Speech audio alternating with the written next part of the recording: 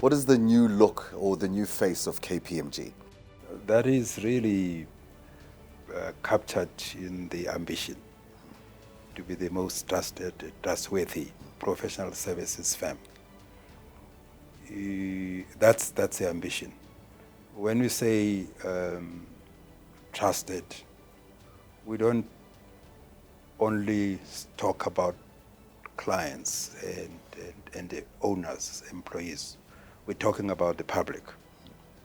When there is when we must be trusted that KPMG as a firm and its professionals will always do the right thing. They will have courage to stand up against corruption, against unethical conduct in whatever form.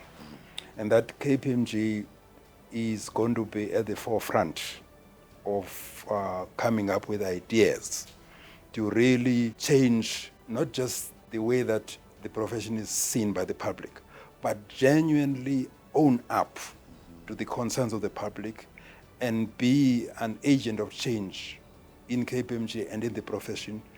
As a profession, we came up with very important, bold steps, things that we can do as a profession to try and really make sure that we close the gap, we narrow the gap between how we see our role in society and how the society sees us.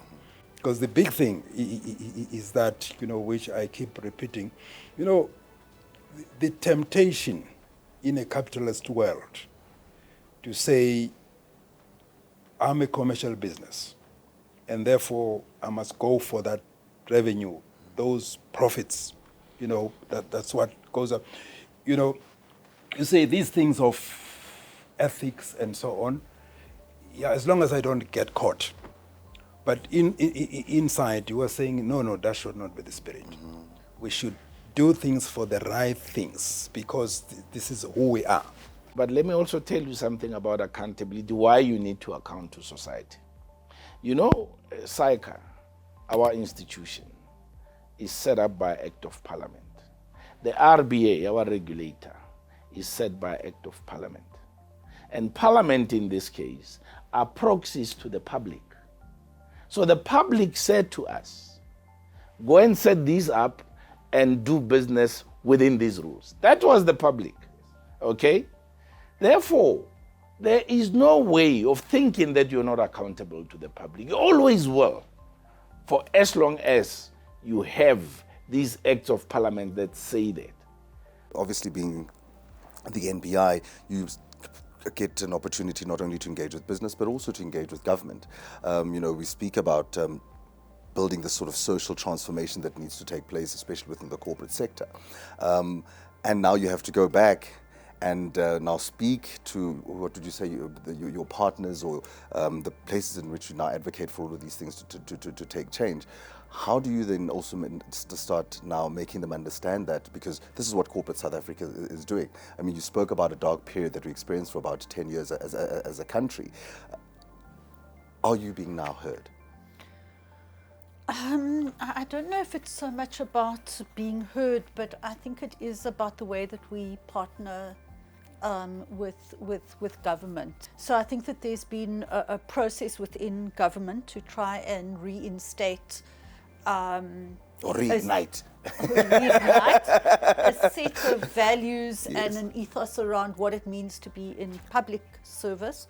And I think that where we come in is to bring to that and to people from the public sector an understanding of two things. Firstly, that the private sector has made mistakes, that some has engaged in some cases in direct criminality, but that it is not acceptable, and that we understand that it is that toxic relationship between public and private that leads to the problem. So I think it's very important in terms of government that it takes two to tango, and in a corruption requires it's two partners, it's a two-way street, and that you've got to work in both directions. You've got to address the problem in the public sector, you have to address the problem in the private sector. And We have worked in government, for example, in the committee that developed the anti-corruption strategy.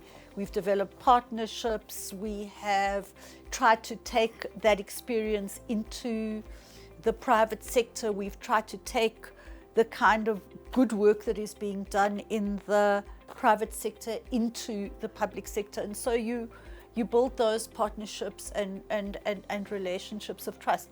And that has been embedded in some of the outcomes of the Job Summit. And interestingly, there's also been a lot of interest from the labor movement in being able to take some of the work that we've been doing, in particular looking at the training materials that we develop and being able to utilize that more broadly for their own purposes. So I think it is an issue of all the players in this environment have got to be able to take their role and take responsibility and then make practical those commitments in order that this issue is addressed, and in order that we are saying that kind of zero tolerance for corruption wherever it takes place, in the public sector, in the private sector, right across society.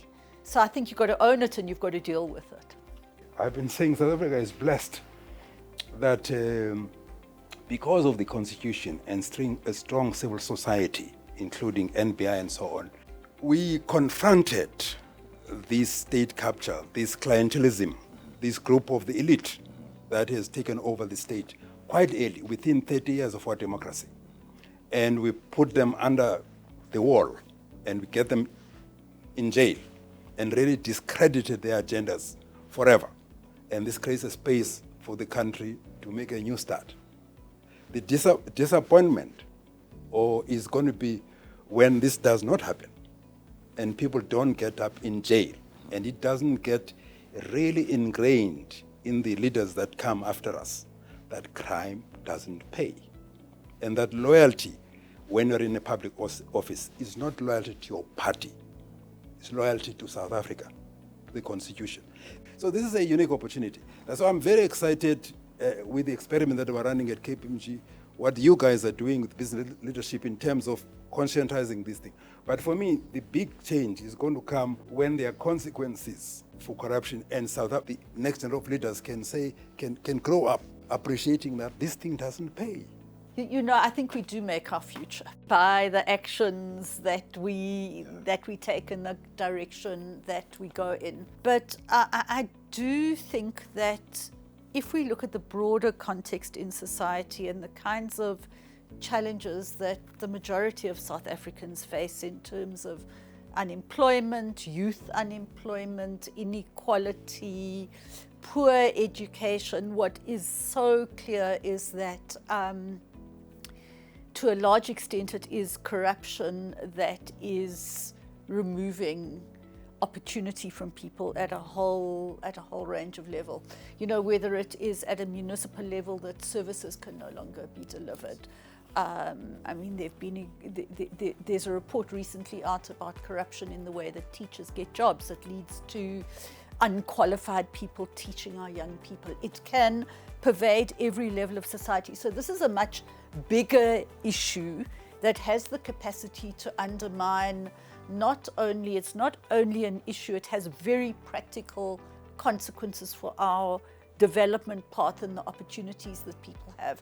And I think we also need to place it in that kind of context and address it in that kind of framing as well. It's not just a nice to have, it is very fundamental in terms of our journey as a country to be able to ensure that the resources that are generated both in the public and the private sector get to where they need to be going in order to improve the lives of ordinary people. So I think we've also got to make those links right along the chain, and I think that in that way you've also got to build a critical mass of leadership around this issue.